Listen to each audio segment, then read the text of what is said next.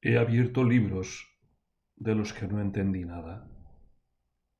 Libros que, aun siendo perfectamente legibles, mejor hubiera sido que nunca se escribieran. Libros que, qué lástima, la gente nunca leerá, porque sencillamente creen que no existen ni esas ideas, ni libros que hablen sobre ellas. Los libros me hicieron entender a los hombres que leen libros y sentir una compasión infinita por todos los demás. Me quedé con el sufrimiento de los primeros y se me hizo extraño, ridículo, sin sentido, el que hacen cargar a todos los demás.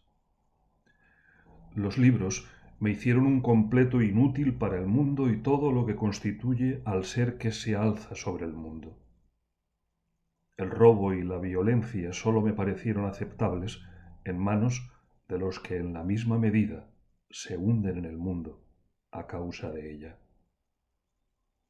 Los libros me hicieron crecer en la utopía, en la posibilidad de que se extinga esta forma de vivir. Aunque nosotros nos hayamos ido, la imposibilidad quedará en ellos como posible. Los libros, recuérdalo, la única patria de unos pocos hombres sin ella.